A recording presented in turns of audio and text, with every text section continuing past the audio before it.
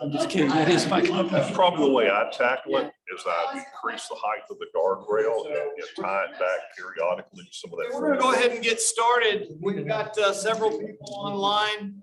And so we want to welcome everybody who's, let's see, it's this way online, as well as everybody who's here today. If you would stand, we have the flag here. We'll open in our traditional format. And then we'll bless that food, and then we'll start our session.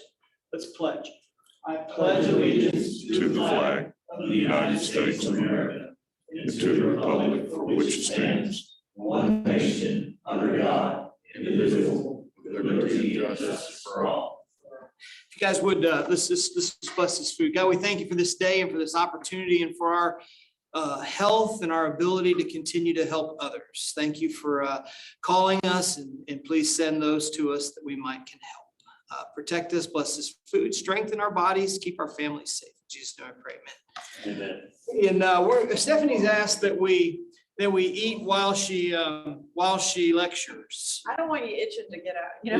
Yeah, she wants to take that out. So let's grab it real quick, and then she'll start just as quick as everybody's served, and so that we can go ahead and start. So you guys feel free to dig in, and somebody lead the way. Frank, I'm counting on you, man. Hey, I'll be glad to. Great haircut. No problem. Thank you, man. Great Do story. you like one? I'm gonna use your story, though, I promise. Remember, you gotta get them all wrong, so we got better Hey, Matt. test scores, right? So that shows that they. Make sure that I get a good box. Turkey, ham, salad, tuna. Be something. Yeah. I don't feel like I'm gonna be fighting with her. Always been. I ordered a few more. ABC safety.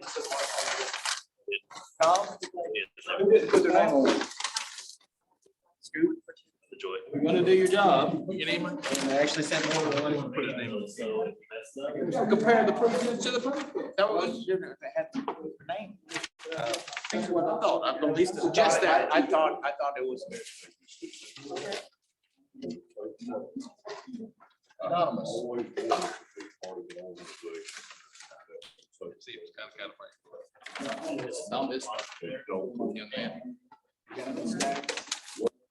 Just running into some old, excuse me, experienced acquaintances. How about that? Yeah. I was just. All of us were.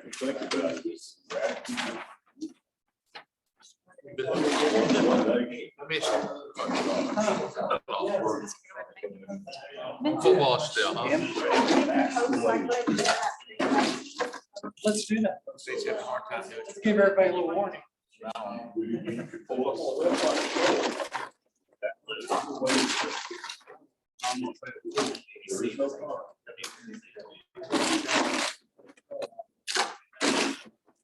What you doing? They can't see normally would do, I guess.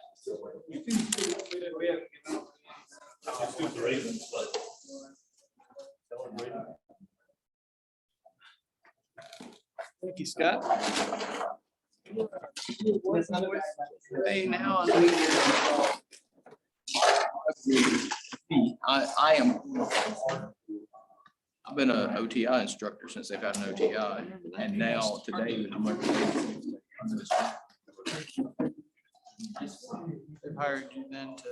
Contract instructor. Just like. I've got. Those of you who are online, can you hear me Already. now? This is Stephanie. Oh, I hear an echo. Yeah, we can hear you, Stephanie. Places to work. And free. I hated of my bed. And then I haven't been to his facility, but I imagine it's pretty hot too. Pretty hot. And Amico needs it as well. Yeah, consulting for them. So they Amico. Okay. Because everyone's so busy. Matter of fact, man, it's for Region 4, but we've got permission to go to Region 6 and do a few plants too. They don't have a grant program up there, so That's Louisiana, right? These particular ones are Arkansas. I guess 3 to 6 is what Louisiana, Texas, Oklahoma, Arkansas. I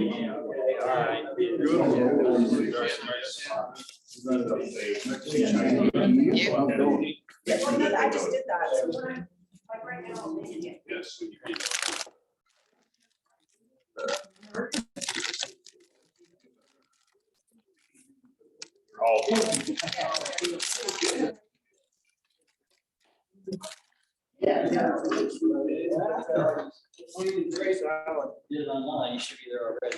So how long are the grandkids here? The last of them are heading home this weekend. Got one for a few days ago, we had 12 people staying in the house. That was an adventure. But, the last two going back to Nashville. Sometimes when we had all the grandkids out, I just get, take the chairs out, and put a blanket or sheet over them, make a tent. Some meat on a sandwich. Oh, yeah. The hours we've got.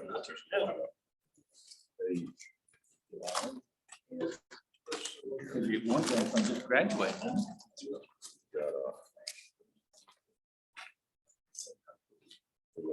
Fairly rare, like so rare.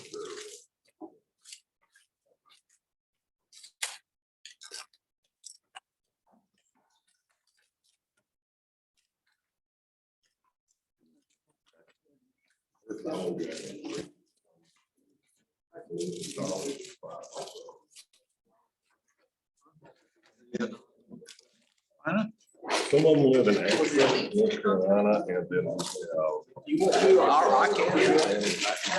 I can if you want to. What do you want? Why don't you do it? our oldest.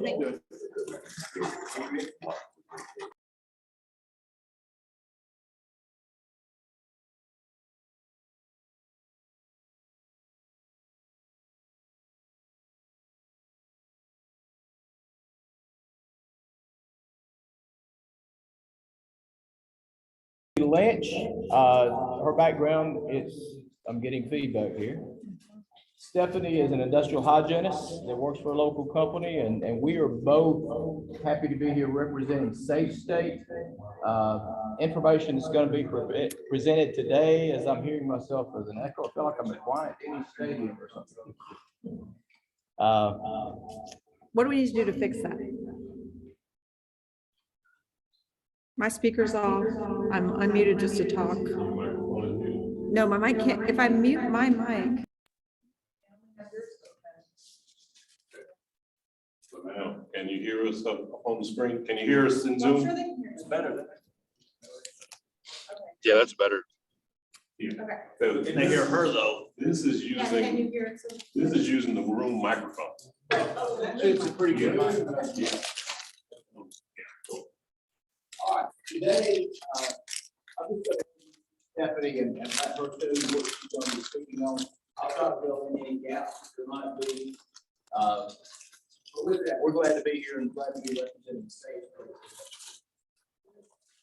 Sorry, I'm trying to tell the people online what this is. So this is the treatment that y'all just took on. This is just for the grant that we're funding on.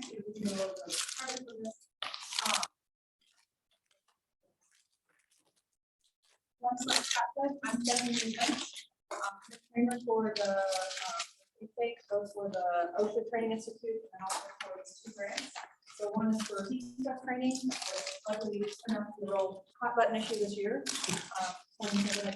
And then also for training and preparedness.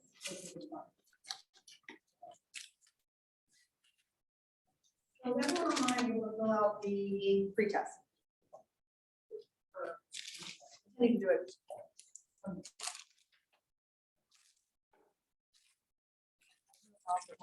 Hopefully you were. Okay, the only other thing I'll ask of you guys online is this is an attendance QR code. So if you could also scan that and go ahead and do the attendance, I really appreciate it. Okay, let's jump right into it. So we do have an attempt QR code. To you. Yes. I think that'll count.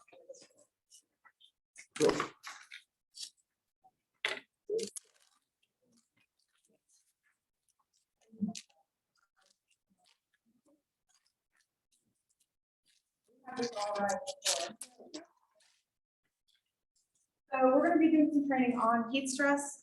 This is funded by a Susan Bible grant. That's why we had to do the attendance stuff. Mention where I am. I want to make this. I want to be able to, I would like to learn something in class too, so that's been really good to me and hearing from students there.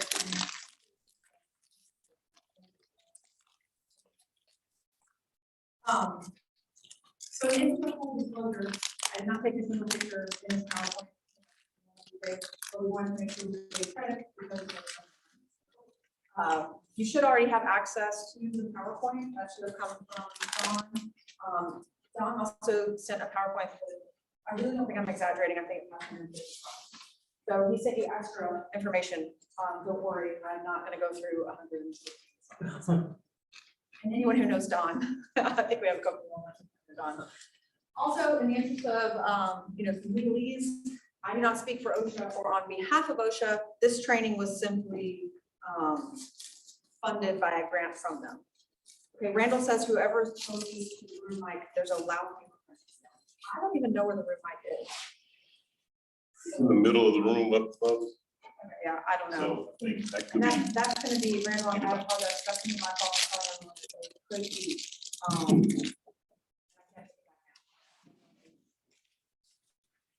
A quick outline of what we will be covering. Have any of y'all had a heat illness? Have you ever experienced one? Even just like heat rash? I know I have. Yeah, heat cramps. Yeah. At work, have you ever had people on your job sites? You said a lot of people in construction. That's one of the main, yeah, that's a big one. My dad's a general contractor and he actually stopped doing these sort of outdoor construction. He's exclusively indoor commercial renovations because he was having so many heat stress related issues. We're going to cover the regulations and talk about who all can be affected and then what they do. These are the reported heat related fatalities all the way from 2008 to 2014. Does anything stand out to you? Alabama had one or whatever. Thank you. Right, this is like, it's so few. So it just doesn't look like a lot to me. So we believe, meaning me and maybe Scott and a few of the other trainers, believe that a lot of the heat-related fatalities aren't actually connected back to heat and are underreported. Because you think about it, you get someone who gets really hot, they're going to get confused. Maybe the glasses are going to get clogged if they have those safety glasses. Maybe their hands are going to get slippery, even inside their gloves. I don't know if y'all had that happen, but it can make you a lot more prone to illnesses. All those things, if you're like falling out, you fall and hit your head, you could die. Clearly, we don't have ever save people, but you might not then track it back to it being because of heat. A lot of these are underreported. I also do think that Alabamians are well acclimated to the heat. Okay, a little bit of foundational information. I feel like this group probably knows this, but we are hearing a lot more about heat stress. So heat stress is just that load or burden that heat is putting on your body. And it's the physiological stress. Several factors play into that load, and we're going to go over them. They have a wide range of symptoms and severity, and they also don't have to progress. So I mentioned, heat rash, heat cramps. You don't have to get a heat rash and then move into heat cramps and then develop exhaustion and then stroke out. You're honestly hardly ever going to see that. It's you go straight to heat stroke. So there's a lot of things that happen. People, especially the individual factors, people have really different levels of sensitivity. So heat illnesses result from that heat stress. So once you've had a heat illness also, you are then much more susceptible to subsequent heat illnesses. So even with heat rash, once you get heat rash, it's going to be easier to get it. And some people raise their hand, I think, for heat rash. I personally, once I got heat rash, it's like now it's so much easier to get and then it lasts so much longer. So then I've got it for a couple days and I'll let it happen if I go to beach. Okay, so why, I feel like we've got a good grip on this, but why is heat illness prevention important? Why would it be important to you? They're about people. That's exactly right. We want our guys to go home, in the training. How they can work. Want to go home to their family, we don't want to go home every day. Yeah, every time we go home, exhausted, you're going to be with your family. You're starting a deficit that day. So you're already now more susceptible, not just to heat related, but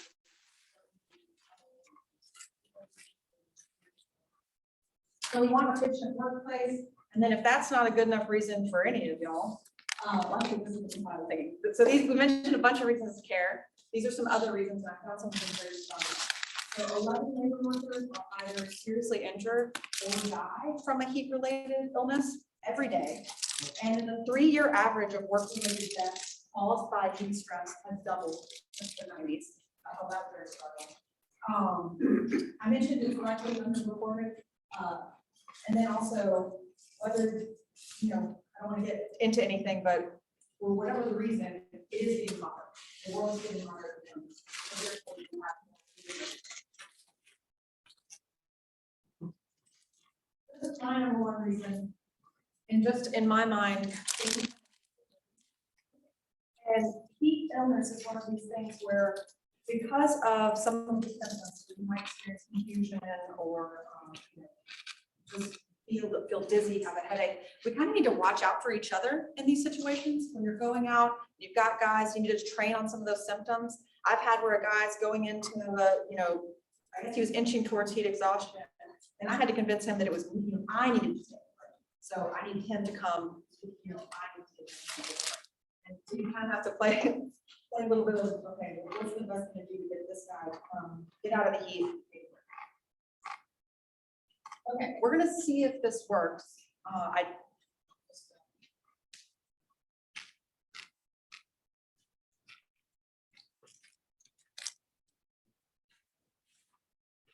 think this is kind of a result of, so we're through another computer, but it doesn't really matter. We'll kind of cover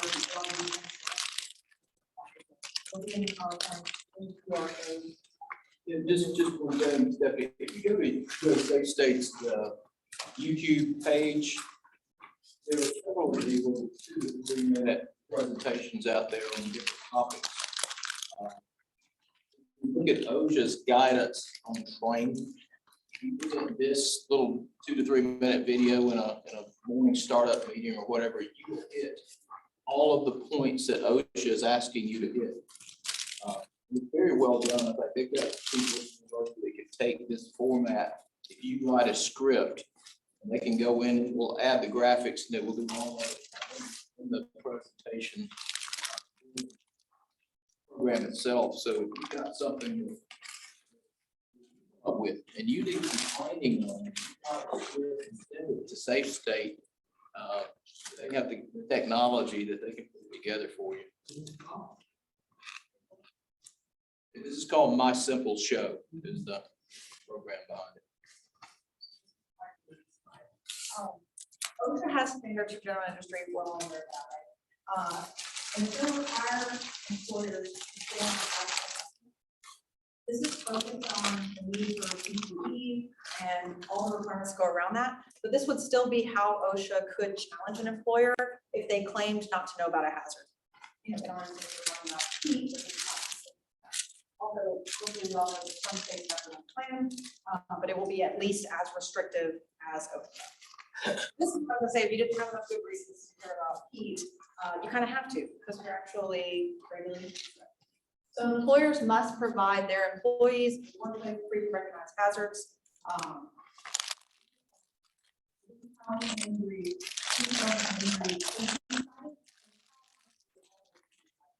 then there's also a national release. This is the onus on OSHA. So they have to show that the employer knew about the hazard and could have stopped it. And this is where you, as an employer, having that hazard assessment can kind of make or break. So especially with this heat stuff coming out, you want to make sure that you look at what the hazards are, whatever, and have that ironed out. Plan is to say that.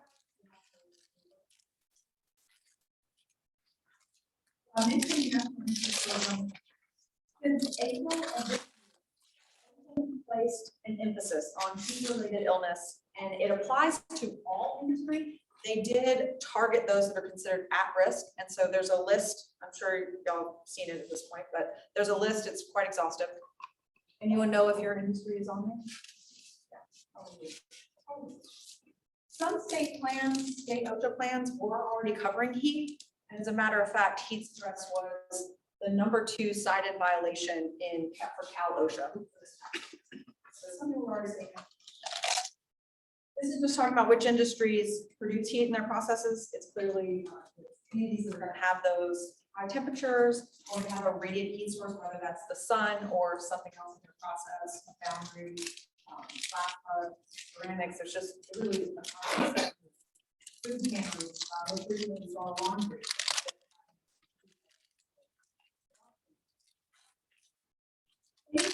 Is going to be affected by that. But these are some of those items that can exacerbate the stress that that heat is putting on the body. So humidity, I'm sure we're all from, Alabama. We know that humidity can really impact how that heat feels, how acclimated you are, how heavy the work is, and what all gear you have to wear to perform your work, as well as how strenuous that work is. The one thing that I want to point out is that, so we know that these cause harm to the person who's experiencing the injury, but it can actually impact an entire work group or company. So like, what would you do if your crew had someone fall out, right? You need to keep in mind, it's going to take several days for them to get better, if not weeks. Now you're having to train a replacement, or maybe you're having to work a man down. And just the kind of mental and emotional impact of that on the crew generally, it's not easy to do friends you're working with, that can have impact on their ability to work effectively, right? So I mentioned that I think a lot of accidents may have heat as an underlying cause, and that's because of being confused or tired or dizzy or irritable. And I think I already mentioned about, you can cause other things, fogging your glasses up, or making your hands slippery, sweaty, or any other gears away. So people do die from heat stroke. We actually just saw recently that NFL football player, the former football player, died from a heat stroke. His cause of death was released just maybe a week ago. But sometimes it doesn't happen right away. And so sometimes you can actually survive the initial heat stroke, but it's just wreaked havoc on your body. It's a devastating effects. So, the best thing to do is prevent it in the first place, right? So this was on the slide earlier, but this was shocking to me. Heat is the -- 1 weather-related killer, and that's over hurricanes, floods, and tornadoes combined. The CDC reported 505, but we touched on how that might be underreported, and so some estimates say that every 5 hours.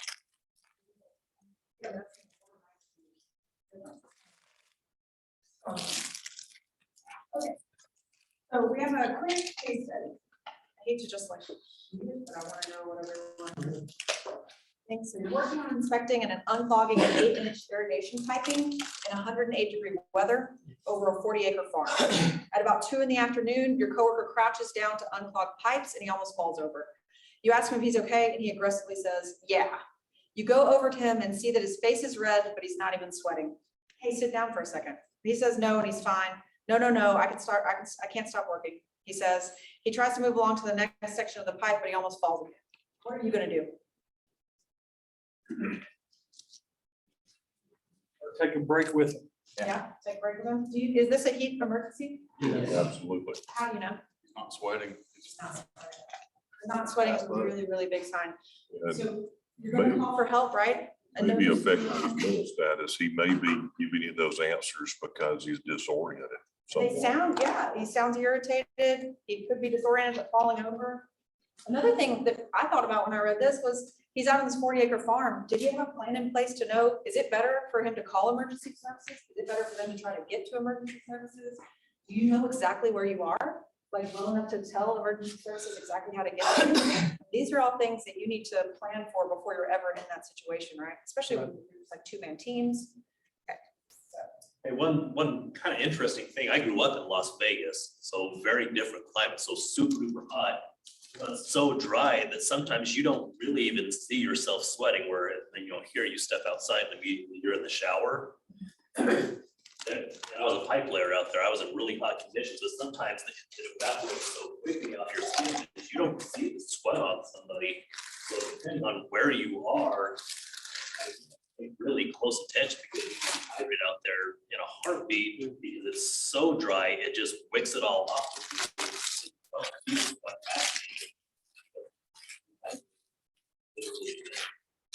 Well, that's a really good point. So here, in kind of opposite, you start sweating so much that then once you stop, you still got sweat all over. Right. So someone's gonna think, oh, they're just sweating, but you're really just disgusting because you've been in this humid weather for. Disgusting. I mean, we all know how it is here. It really is bad. You're right. You step outside, it feels like you got in the shower. But you're not. I'm not really sure how well you can see this graphic, but so these are the environmental and individual risk factors for heat stress, and this graphic can be found at NIO. The list to the left is those physical and environmental factors that, of course, we're aware of. So how hot is it? How humid is it? Is the air moving? And then what is your radiant heat exposure, whether it's coming from the sun or something in your process? These are those individual factors, and you can see how accounting for some of these might be quite tricky, right? You know, maybe it's easy enough to know someone's age. Maybe you can make assumptions about their physical fitness, but when you talk about what medications they're taking, how much alcohol they're consuming, whether they, how much coffee about that money. I mean, those are things that really you're not gonna know unless you're out there with them every day, and maybe close enough to talk about some of their personal stuff. So, the trickiest part is maybe accounting for some of these individual factors. Okay, when we start to heat up, we're gonna talk about what this heat is doing to us. When we start to heat up, our hearts are gonna start to beat faster and more blood is gonna go to the skin. And that's because that blood should be cooled and like a radiator. So we also have evaporative cooling from our sweat. And like I just mentioned though, the humidity level is definitely gonna impact our ability to do that effectively. So the body's gonna cool itself by the sweating I just mentioned, through conduction, convection, and then also radiation. And actually radiate heat away. So being acclimated to the heat is a really important aspect of heat illness prevention. When you're acclimated, you experience more efficient sweating, core temperature stabilization, blood flow to your skin, and a better heart rate. So all of those things become more efficient, which is why you're better able to manage that heat burden, heat load. So to acclimate ourselves and our employees, we need to ease into our work. OSHA recommends a 20% increase in work intensity per day. So that would be the 1 week. But this is just one guide. And I mentioned, I honestly think this is one assuming that you've already acclimated to kind of the environment. So if you're in Alabama, for instance, and someone already lives in Alabama, maybe they've already been doing some sort of outdoor work, but you're just talking about a change in position, then maybe this would be sufficient. But if you're coming from Ohio and you've never experienced an Alabama summer, they're gonna try to throw you out. I can't imagine that this would acclimate you. Some people think up to 2 or 3 weeks. And people are different, jobs are different. So just keep that in mind. Stephanie, go back to that previous one. This can be shocking when you look at that right after it says ease into work. Nearly 3 out of 4 fatalities from heat and illness happen during the first week of work. And that's, when you think you're coming out of my background in industry, when you hire somebody new in, a lot of times they're going to labor positions. What are those labor positions? They're going to be the hot, dirty, strenuous positions. As an employer, what we might do, and I did it for years without thinking of it from this aspect, I might give them a Tyvek suit to protect their clothing so they don't get grease and oil all over their clothing or whatever. What have I just done? Nice insulation. Added another layer. So that really stood out to me, that 3 out of 4 fatalities from heat illness happened during the first week of work. So Scott, excuse me, go ahead. those Tyvek suits, now I'm a fat man, I sweat like hell. When I'm out on a job site in summer, I'm wearing long sleeve shirts and t-shirt underneath. I am sweating to cool me down. And sometimes a Tyvek suit actually cools them down because they're sweating. And now that Tyvek suit keeps that moisture against their skin. Yeah, and I know it's hot, but you're right, but I think also it has to do with convection. How much airflow do you have in the environment you're in? Yeah, there's a point of diminishing returns. When your sweat can't get off of you, like you want to stay sweating, right? But it has to be able to get off of you to actually release that heat. So there's, both sides. Point of diminishing returns. And actually, I'm really glad you mentioned that, Scott, because we won't be able to play that video later. Right. And that's where I usually lean on that. But so it's a story about a guy who is killed and he died on his second day of work. Some of the things that happen, he goes in to work the first day, he's exhausted. just crashes out and then he just, tries to get right back at it. And I guess they hadn't tried to acclimate him at all. He was put on guardrails. And that second day, he just died. He was 35 years old. So it's not, young, healthy people can't die from these. It was in It was in Western New York. Western New York. Yeah, and we don't think about the Northeast a whole lot when we think about heat illness. We think Alabama, Mississippi, Louisiana, Georgia, Florida. We don't think about those states up there. Randall, I see that your hand is raised. Is he able to unmute? Hey, can you guys hear me? He's coming through, you're gonna have to turn it up to Can you guys hear me okay? Yeah. Hey, so the question I have, from a post-offer employment testing, is there any type of fit for duty testing that you can do for heat stress? I'm just curious for the group, if anybody's done something for that, where the candidate or the new employee can experience what the working life conditions are during that POET type of test. That's what I do. Offer screenings, and there's really not a legal defensible way. Now you can try to put somebody in a warm environment or a cold environment for that matter to see how they perform. But because there's very little established, like what hot is too hot, or what's the hottest it could get on this job, or the coldest it could get on this job, it's really hard to put something together that would actually be defensible in court. Doesn't mean that you can't try to do some things like that. It just wouldn't be something that you could use for selection criteria. Whereas, if part of the job is that you have to lift 75 pounds from floor to waist, and the person can't lift that weight, then you can automatically rescind that offer, so you couldn't do that.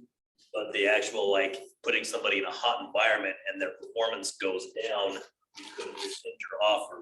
You couldn't tell them they can't have the job because you didn't perform in that warm environment. Not legally, you can't do it. It's something that's not necessarily heat illness screening per se, but something to have as part of that thought process. I shared with a group this morning on the same topic that I had the opportunity several years ago to work with Alabama Neurological Institute on an in-depth study, multi-year study that was specifically having to do with stroke. But one of the interesting caveats that came out of that study was the relationship between stroke, heart attack, and dehydration.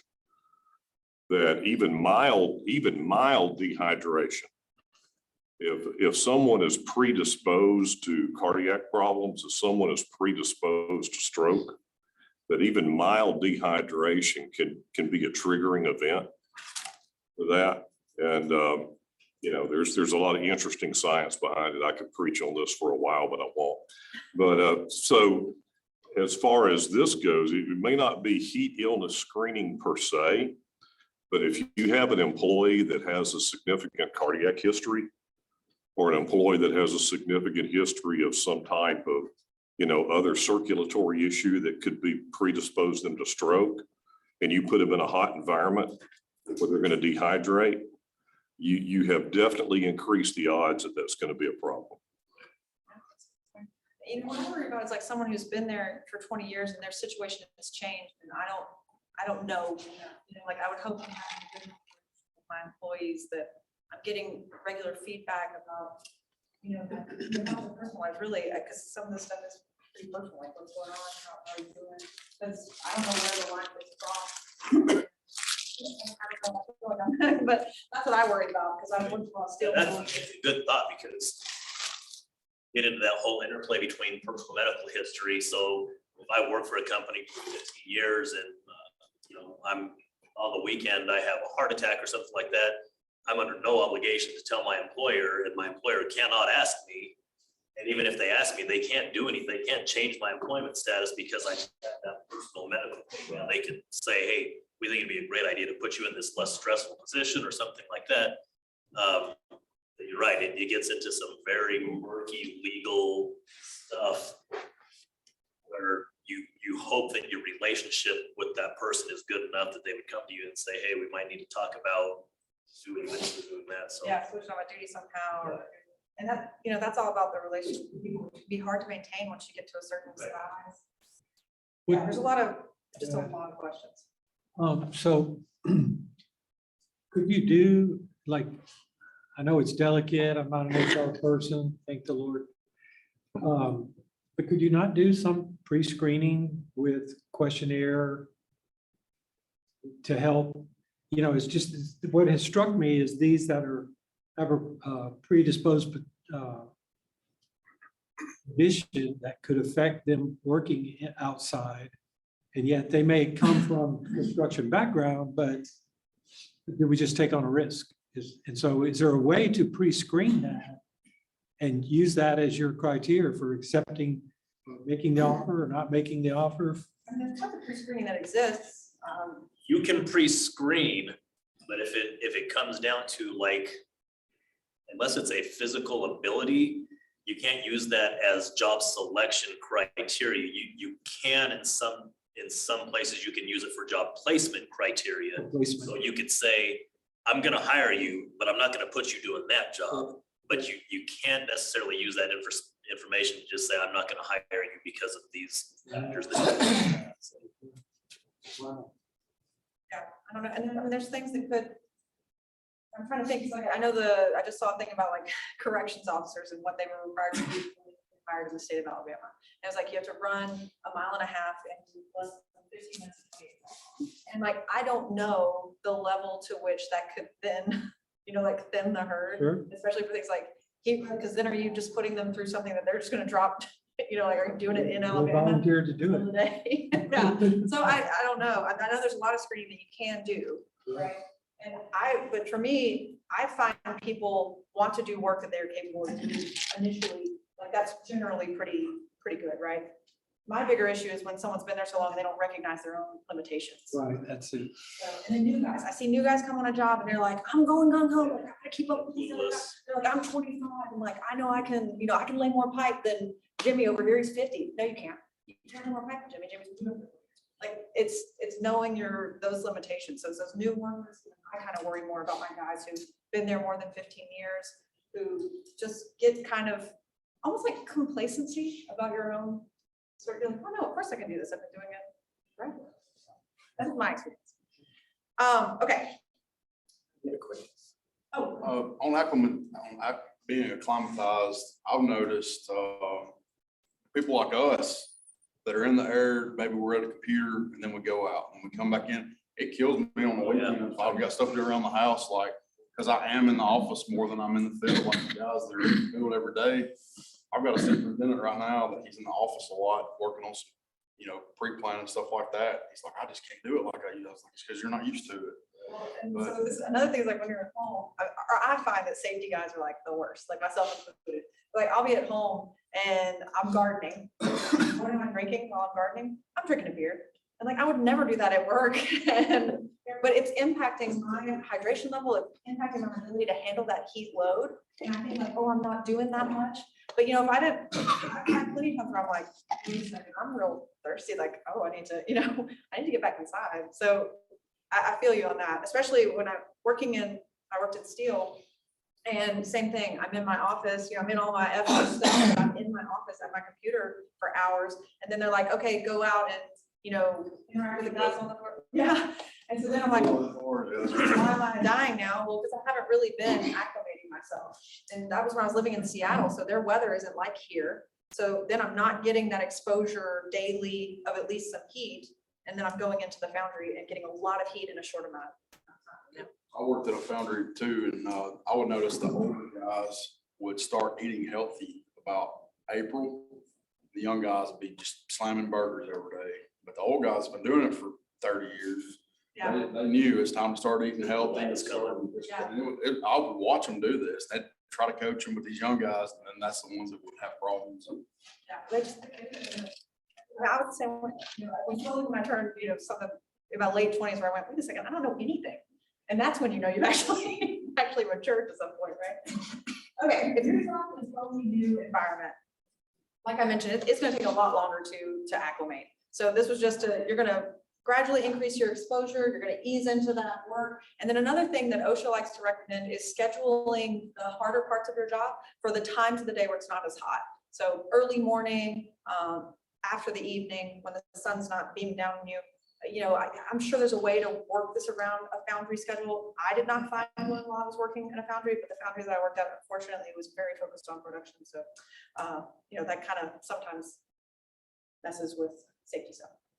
One thing, I hate to keep interrupting too, but No, this is actually good. a common thing that I hear probably younger people say, you ask them what's the hottest part of the day, and they think noon is the hottest part of the day. And it's definitely not. Like 4 o'clock, that's the hottest part of the day. And that's typically, if you start a normal job, that's when, you're knocking off and you're already worn out, and then it's the hottest part of the day.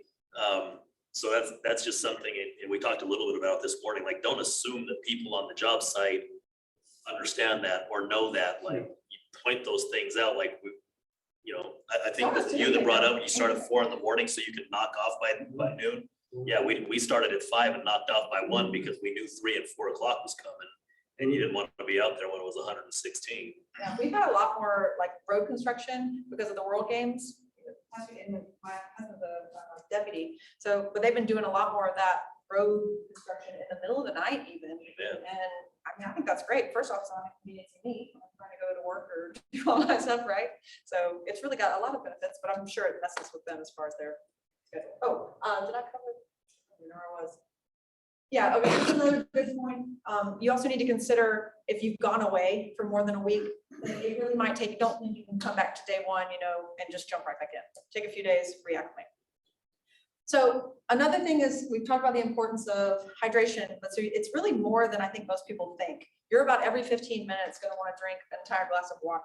And it's not, you can't make up for that. So like when you go an hour and you don't drink any water and you think, well, I'll just like pound 3 glasses, that's actually not, it's not going to help you as much as you think it will. It's more about that incremental thing. Also, if you're burning too much, you would want to switch to something with electrolytes. I mentioned this a little bit just now, but it doesn't mean you drink as much as you can. There is such a thing as water intoxication. I'm sure we all heard the story of the contest where water is like, iPod or something. This is another really good indicator, and this is what I miss Linda, because I always make her talk about urine.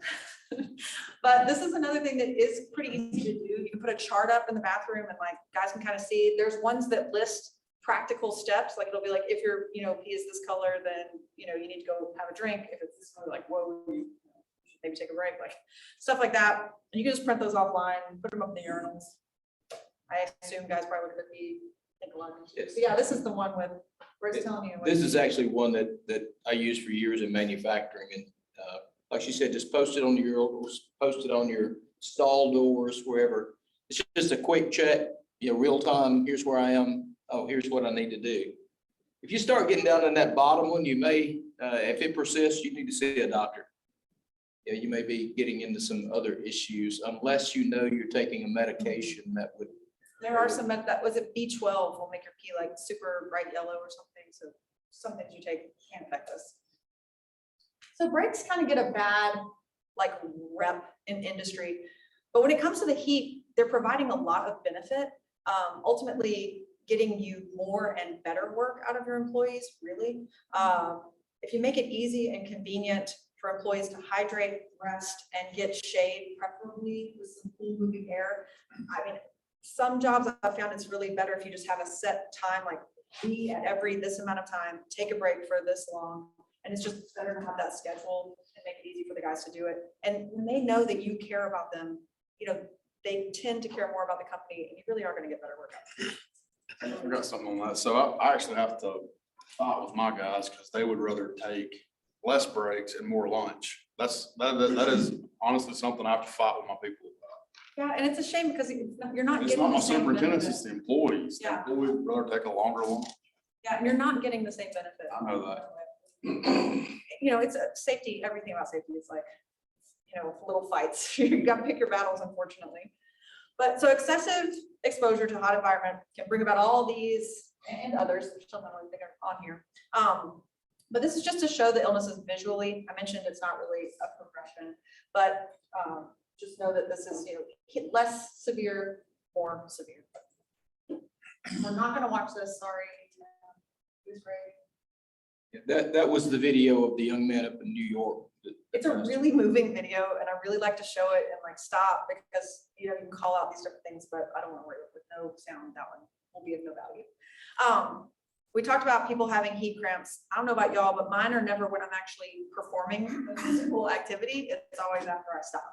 So I sit down on my couch and I think I'm good. And then my leg cramps up, or I go to bed and woken up by my horrible leg cramps.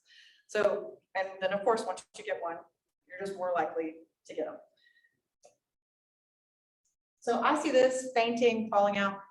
See this happen in weddings, sporting events, military formations. Anytime you have people standing out, especially outside, and they're not, you know, not moving a lot, right? So you want to make sure, I think you've heard me say, make sure not to lock your knees, but if you're having an event like that for your work, make sure that you're telling people like, hey, you know, let's move around. Make sure.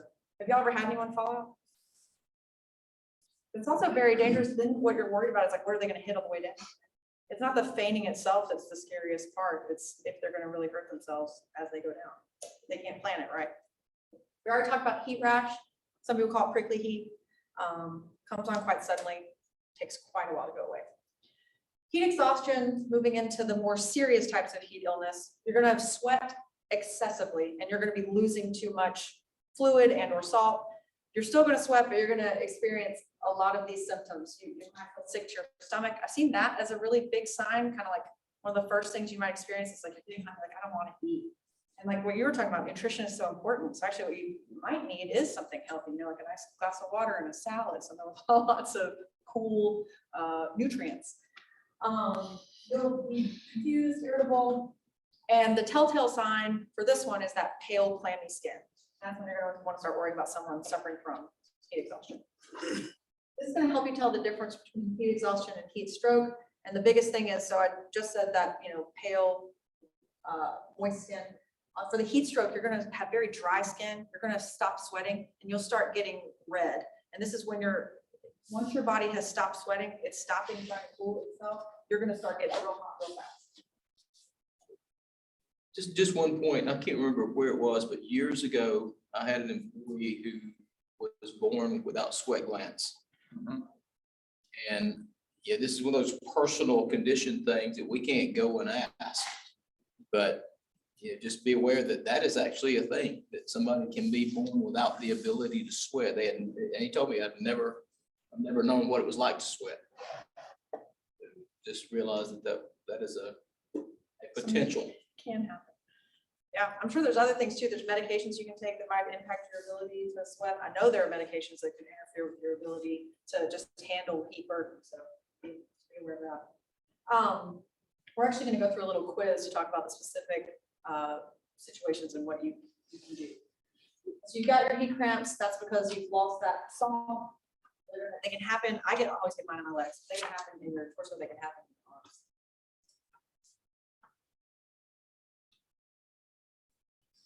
So here's what you're going to look for. And like I mentioned, I'd like to get to the little quiz part of it. So with your heat stroke, which is going to be your most serious one, you can have that loss of consciousness. You're going to have chest pains. You're going to be very disoriented, and your sweating's just going to stop. Sometimes if people have fallen out as a result of heat stroke, that can be non-responsive. Of course, like your most serious emergency, you're going to want to call 911. The other just gets a little bit. Okay, so we're going to do a quick quiz. So just holler out when you know it. I'll go to the options. So having heat stroke, dry skin, high body temperature, confusion, dizziness. Are we going to give the victim lots of cold water to drink? We're going to call 911, leave the victim to get help, or lower the person's body temperature as rapidly as possible. That's correct. So this is our most serious heat emergency. We are going to call 911. Let me see if I can get my screen right again before I start. All right, all the little camera faces popped up.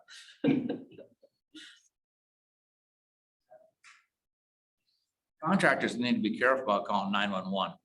The reason for that is it's a big construction site.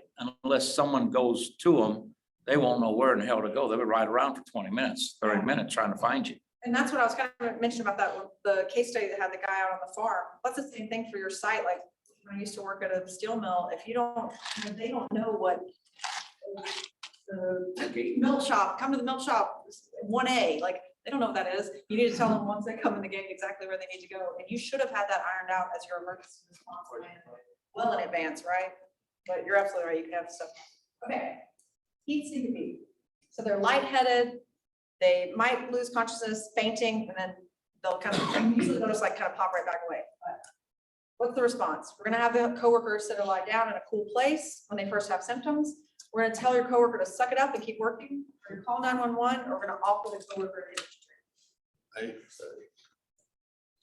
correct. Now, we'll say if they lose consciousness and like, yeah, then you're gonna call 911. Any loss of consciousness, I would still default to do. Okay, heat cramps, muscle pains or spasms, wherever they are, what's the proper response? We're gonna keep working until the cramps go away. We're gonna remove unnecessary clothing, hydrate, remove from exposure, consult medical resources to determine if you need electrolytes, and then apply cool cloths or ice packs to the area where the coworker is experiencing cramps. Boom, you guys are great, all of them right. So exactly what we're gonna do.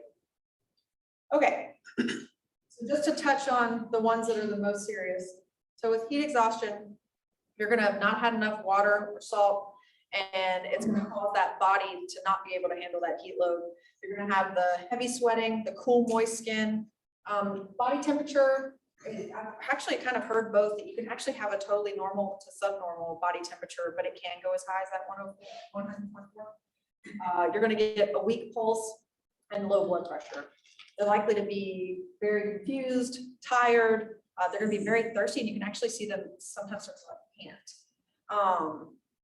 And you want to get medical help immediately. And Scott, I know you do medical response, so do you want to add anything? Yeah, I mean, that's fine. Just anytime that you're trying to cool the body, try to go where large vessels are near the skin. So think pulse points, in your neck, your upper arm, under the arm, your wrist, groin area, where you got major arteries, going close to the skin. Because what you're trying to do is cool the blood down so it cools the core down. That's pretty much what you're doing. with a cold bottle of water, you don't have to have fancy ice rags or anything you've got. Just stick it on. If somebody is conscious and can swallow without any problem, give them cool water. But if they have any issue with any altered mental status or anything like that, you question their ability to swallow, don't try to give them any. Especially if they're vomiting. You give them water and we had an employee that someone gave him water and they were vomiting and they swallowed it. He ended up unconscious and had to take him to the emergency room. He almost died. He aspirated it. He aspirated it. What I was saying with the bottle of water is you've got that in your cooler a lot of times. Just take it, hold it up against their arm or under their armpit or whatever. Yeah. You should at the very least have that. If you have a hot flight, there needs to be some cool water somewhere, so you should have access to that. Okay, so once the body's used up all its water and salt, that's when you're gonna stop sweating. And that's when I said like that internal temperature is just gonna rock it up. It's just gonna ramp up. That's when you're gonna see people with that hot, dry, red skin. Their heartbeat's gonna be beating really fast. And then in the later stages, they might just go ahead and pass out. So you're gonna wanna call 911. You can move them to the cool place, keep their head and shoulders. It's like all the same stuff. You want that medical attention immediately. The care for seizures, this is one thing what do you think appropriate care for seizures is? Keep them from hitting anything. Just keep them, so don't ever put anything in their mouth. For a long time, I would do this class. Old and people say, "Put something in their mouth." Stick a stick in Stay away from- stay away from their mouth. Okay, Go back, that last one there, one of the symptoms is they may tell you they've got a tremendous headache. Don't give them aspirin or acetaminophen for the headache. Just if you can recognize that this is truly a heat emergency, you don't want to do anything that's going to thin the blood or do anything like that that would hamper then the ability of the cooling. So just be cognizant that if that is a symptom, can be a symptom, and not to treat it with those medications.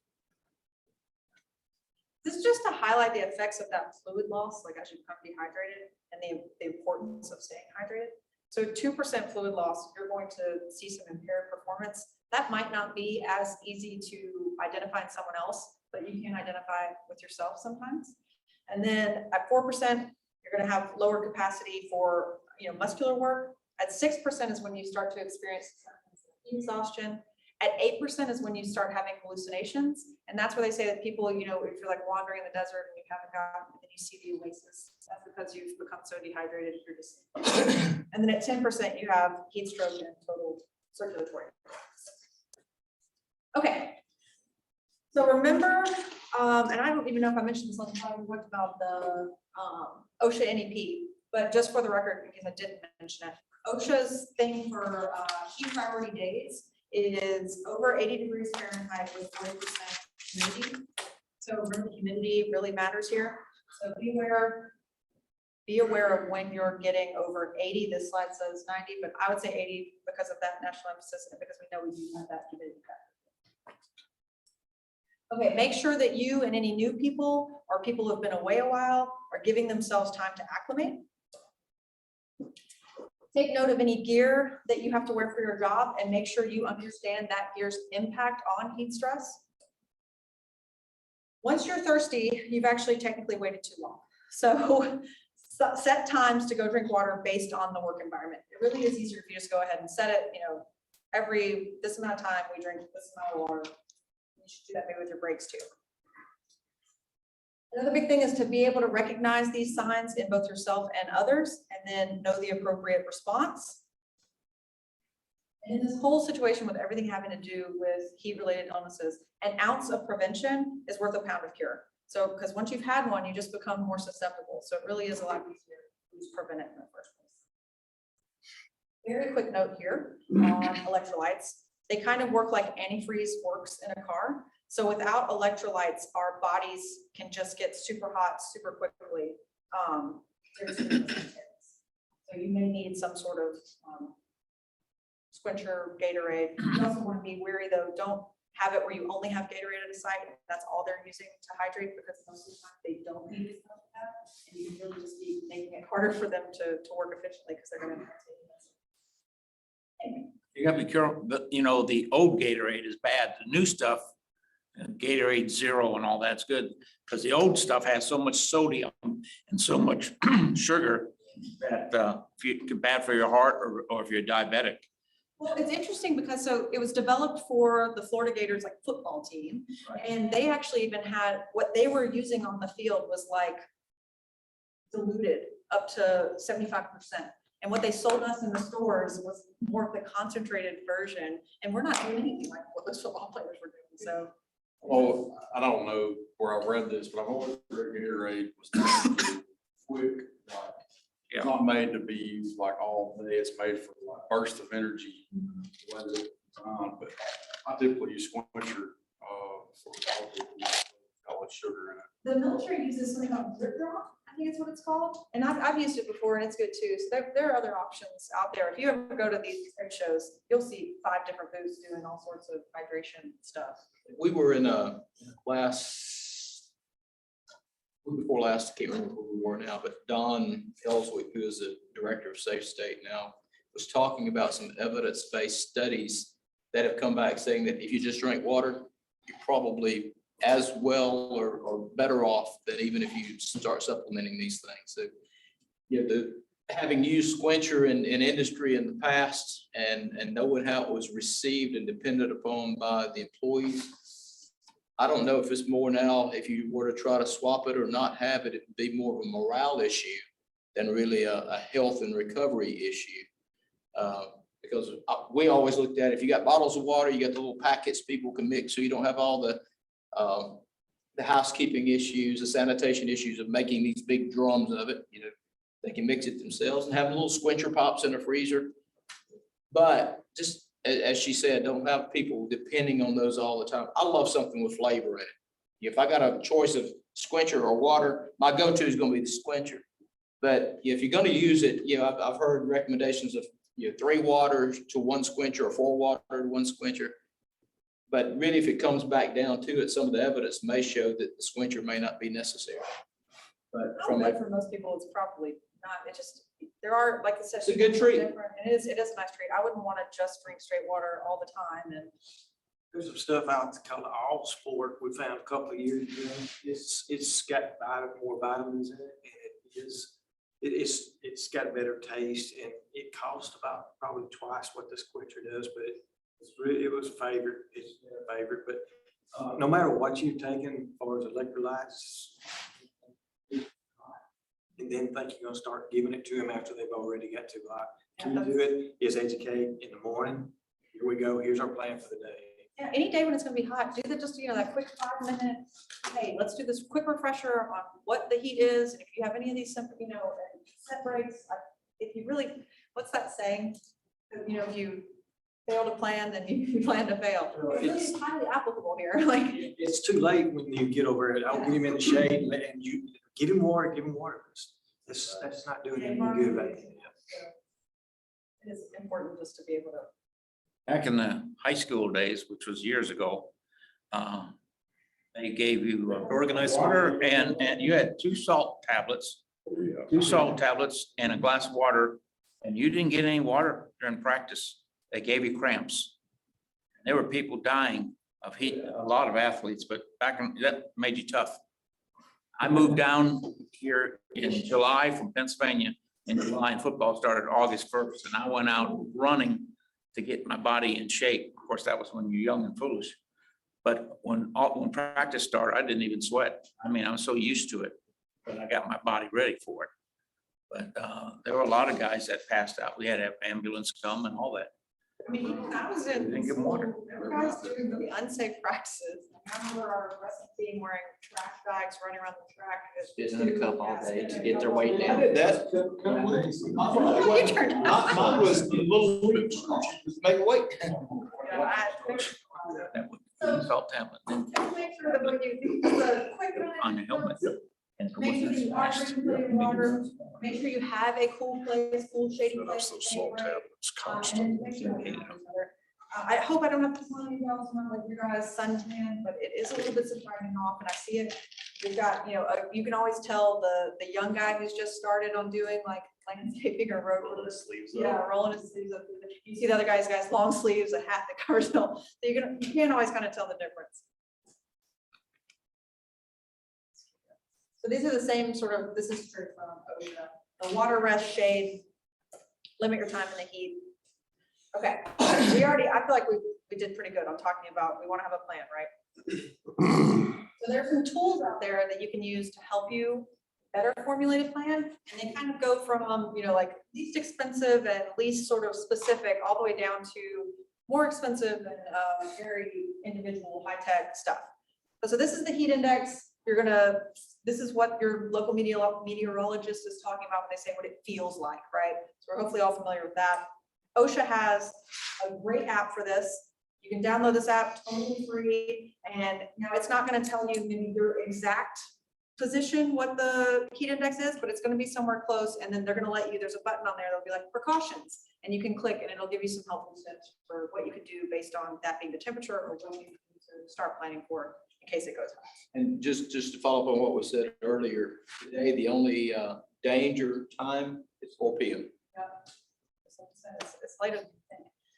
And then it just gets kind of more advanced from there. So if you want to do environmental monitoring, maybe you have areas that you're worried about on your site, or if you just need to inform yourself of which places you do need to worry about. So if you're doing some either surveying, or maybe you do know where to look, or you want to, you can set these widgets, what will load, you can set them kind of distances from a furnace, for instance, to identify like save distance, ranges, kind of do some heat mapping. I don't know how big it's yet, but I've done it. I'm an industrial hygienist, so it's fun to me. Maybe not as fun to other people, but it reminds me a lot of noise mapping. But so the WBGT takes into consideration just more than the heat index. So it's going to include some extra factors that are supposed to mimic more of how a person is going to be impacted by that heat. So it's going to include a little bit of some of the wind speed with the wet bulb, and it's just doing it a little bit more. I'm trying to think of a good way to put that. A little bit more about how the humans interpret it. And then there are all sorts of things you can implement at your work site. So these are multi-position indoor solution. They have where you can set them all over your facility, and they can have where visible or auditory alarms go off.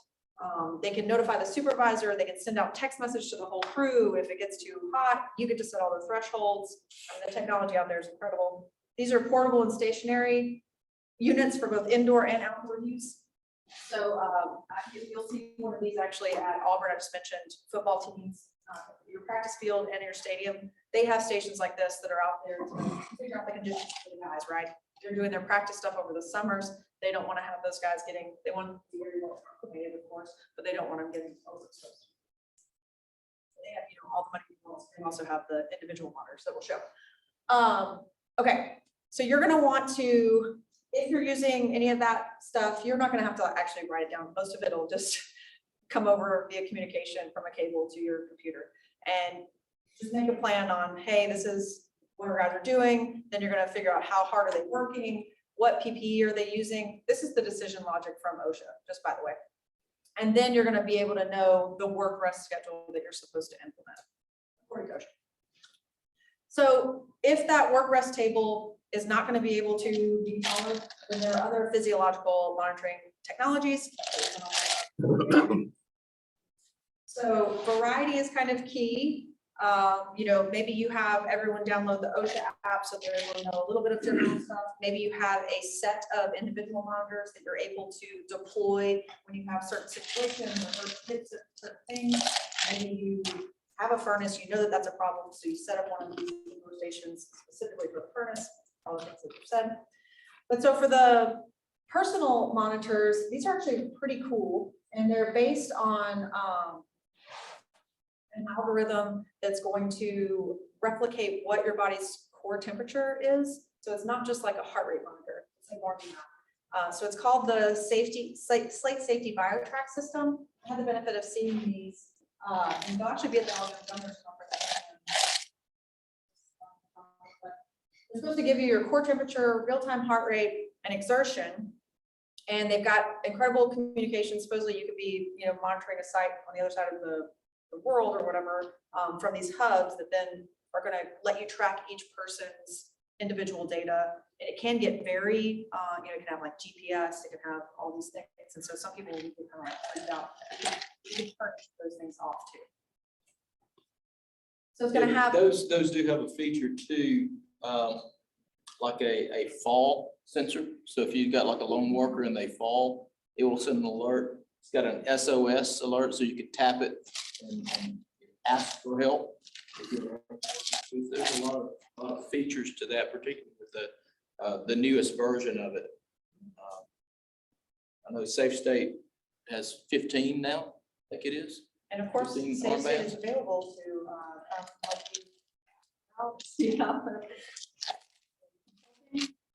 this is what some of that data would end up looking like. It could tell you where your guys went, and then it could say if anyone got into any sort of danger zone. It has real-time alerts, but you can also go back.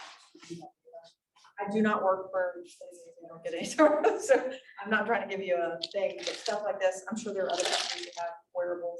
Just stuff like this does exist, where you can get all the way down into the individual tracking what's going on with their bodies, if that's something.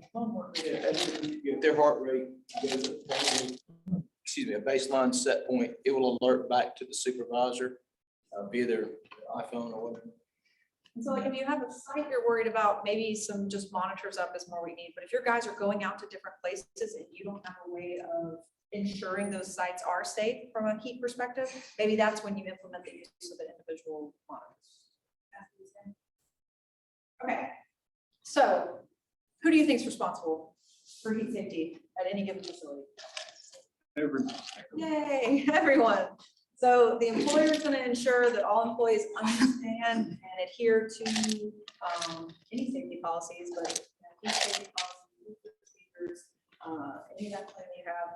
Each employee is going to be trained on those procedures, and then they're going to have the responsibility also to ensure that they're adhering to it, right?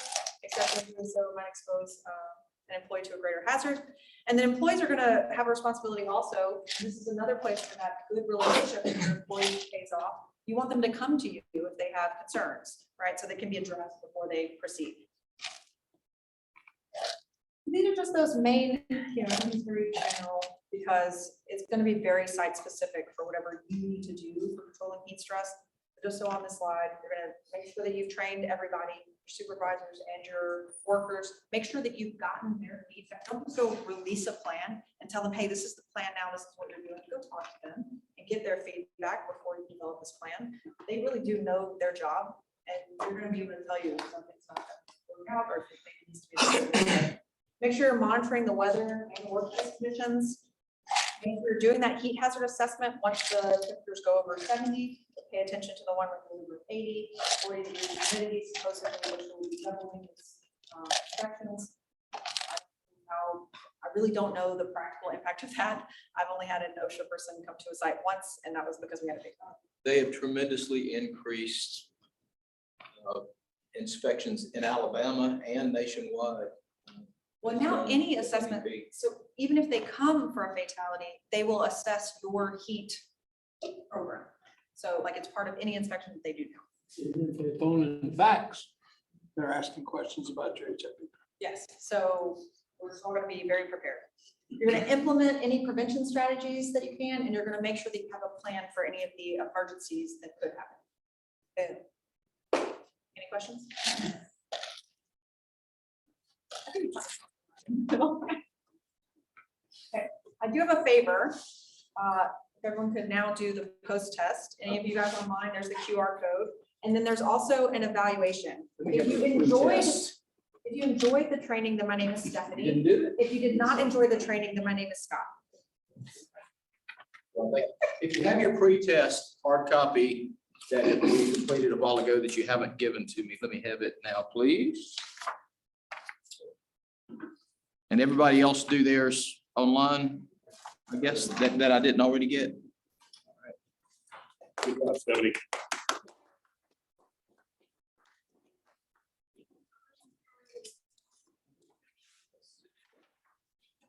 Let's just get this one for you. Put your name on it. I didn't put a name on mine either.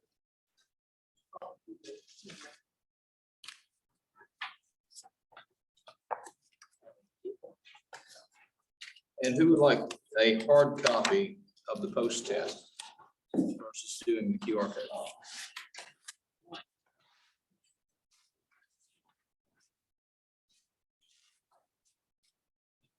Is everybody doing it electronically, it looks like?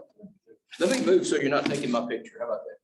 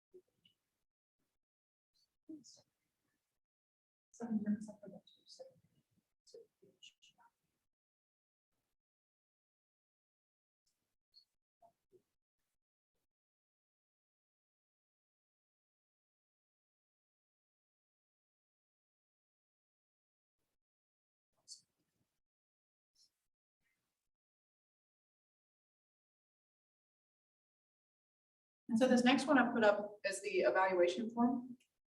If you want to access that digitally.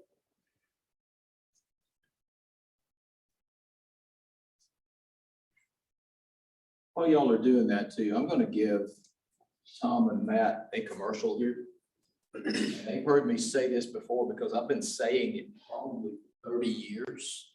I'm here today representing Safe State and thankful to be doing so, but Safe State is such a blessing to industry in Alabama and beyond, because, I mean, I used their services back years ago as well, but I'm trying to remember the wording I said. They asked me to do a commercial one time, and I made a statement as we were walking to the little place on the campus that we're going to do this shoot. And I made the statement that Safe State is probably the most valuable, most underutilized resource for safety and health in the state of Alabama. And the little director that was doing this commercial looked back and said, "What'd you just say?" I'm like, but I tried to repeat. He said, "Okay, throw the script we wrote out. You say that." It really is. These guys have been such a blessing to us. All of us as employers that have worked with them over the years, just from answering a question to coming on your site. So, these two guys in the back, if you have any questions about anything, or you're complying with an issue, or even I think y'all have a template for a heat illness prevention program that has been developed, that you can take it, massage it, make it site specific for your locations. They really do have great resources and are awesome guys to help. So here's your commercial.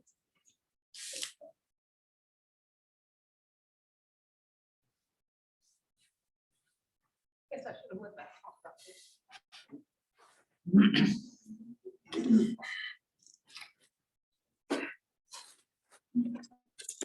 We are almost at time, so I do want to take a moment just to cover any items for the sake of business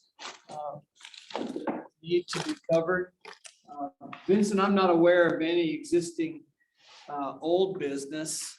However, I did want to offer an opportunity for anyone to give an announcement if they may have one. It goes for you all who are still online as well. If there are any announcements that need to be made. Governor's Conference, everybody remembers that, August 29th and 30th. Mine conference in Birmingham, November 1st through the 4th. November 1st through the 4th. Rich, Southeast Mine Safety Conference, go on the internet. I started following that recently, and I think there's a lot of good information passed out through that. On the first is an 8-hour conference for contractors and maintenance people. And then NIOSH has a part too.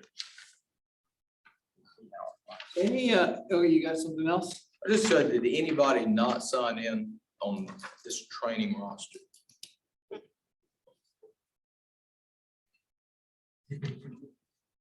Like you're checking a permit, then you got more. I got 13 names of 14 people, if I'm counting correctly. I did know something, but it didn't look familiar. Check on. We have two sign-in General sheets. sign in for us. And that was Thank you, Frank. them. There were two. There's one on the There was back two table, sign-in. and I was walking around with one. I may have not signed that one. I don't know if Make sure your name's on there. Yeah, I hadn't done the ASSP. That wasn't designed. I'll look at it. That wasn't designed to create the turmoil. Did you do that one? Bunch of rebels. All right. I didn't sign that one, I don't think. Any other? Hey, Paul, I have an announcement. The financials, we're getting more people coming to that are joining. Oh, yeah. Thank you. Hey, Paul. Yes, sir. Hey, just want to remind everyone that the social media, the ASSP page is up on LinkedIn, Twitter, and Instagram. Search for Alabama ASSP. You should find it. Please like, invite, share the whole 9 yards. Let's get that up and get our accounts up and following.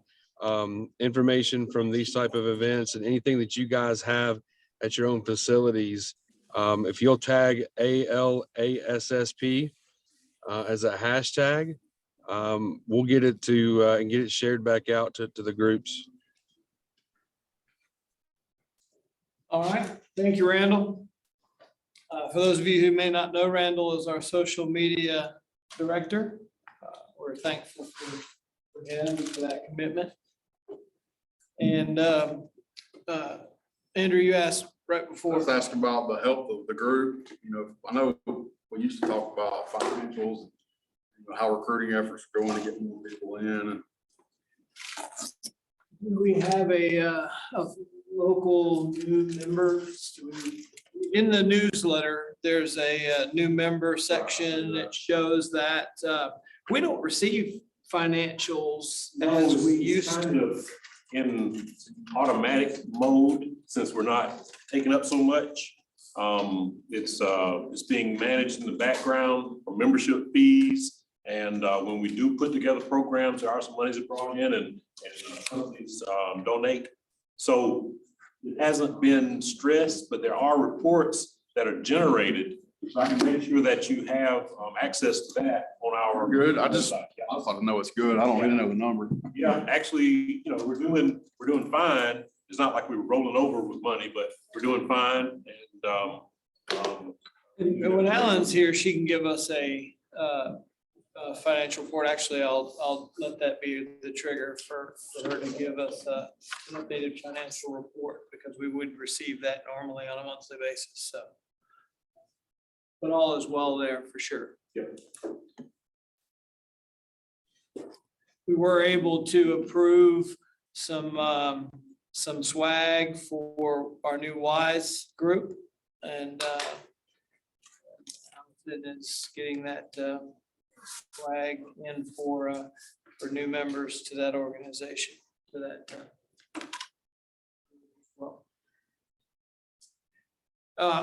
Stephanie, I'd like to present you with this ASSP mug. Get a picture made. You can hold the chips. if you'd like.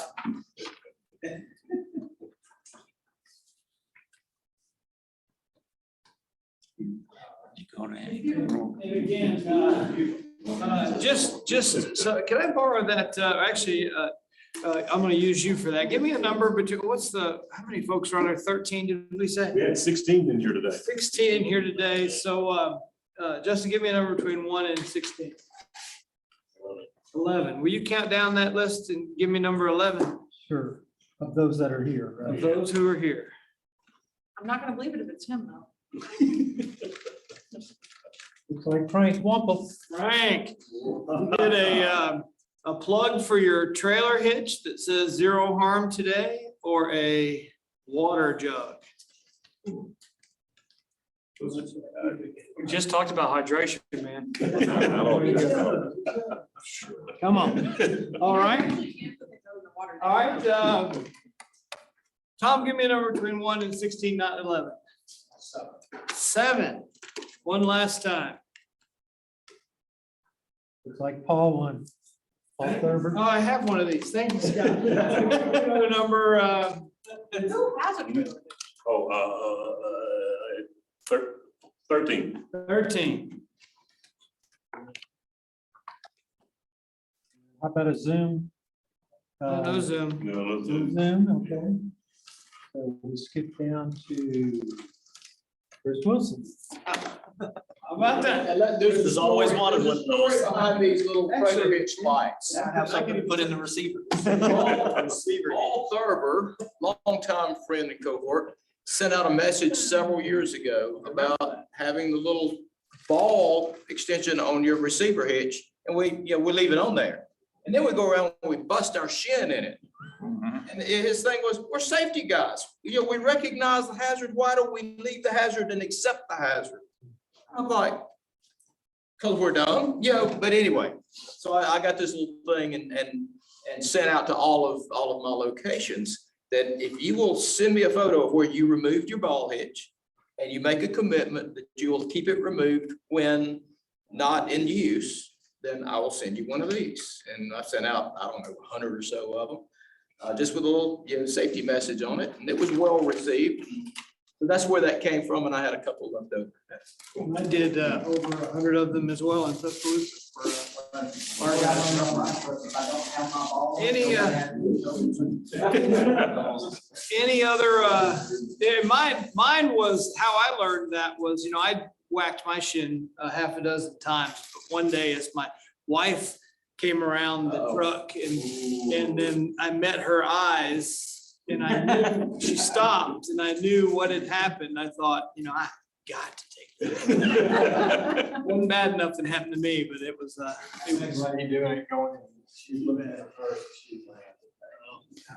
Who in here has never done it? Tom. Okay, just a few. So the rest of us know the hazard exists. Right. Why do we accept the hazard? All right. Hey, thanks for coming, y'all, and thanks for coming in person. Thanks for coming online as well. Actually, this way I got it. But we'll meet at our regular time, third Friday next month. Next month is the medical marijuana in Alabama, or not medical marijuana, but marijuana kind of in the workplace in Alabama. So it should be super interesting and probably really applicable to just about everybody. Do you have samples? Yes. Not a house. Somebody write down that Stephanie was asking about marijuana in the workplace. The attorney that's presenting that is from Carr Allison here in Birmingham. And that session, they held it in Auburn recently. It was very well attended, great feedback from those who did go. Very informative and a very real subject in all of our workplaces. So it'll be worth coming out, invite your HR folks even. And Can I tell us? one note that we are going to change, Vincent brought it up today, is we're going to send an invite to our August meeting at the start of the month. That'll have, who's presenting and then the newsletter will follow in a couple of weeks normally as it has, but just so that we can get on calendars a little earlier than week of or week prior to the meeting. We're going to send that invite out at the start of each month. And that way you'll have a better idea. Just real quickly about the marijuana. I had neighbors about 4 houses down, both parents in mid-30s. And they had 2 kids. One was 5 and one was 10. And they, mom and dad decided to get a little high, and it was laced with fentanyl. And dad dies. 10-year-old's trying to give him CPR, and the little girl is running around the neighborhood calling 911. Okay, because dad had the phone in his pocket, and mom, when the fire department gave her 2 or 3 shots and revived her. She got her daughters back, but they took them away for about 4 months. And that's an experience for 2 little girls I'll never forget. All right. Thank you guys for coming right on time. NFP policy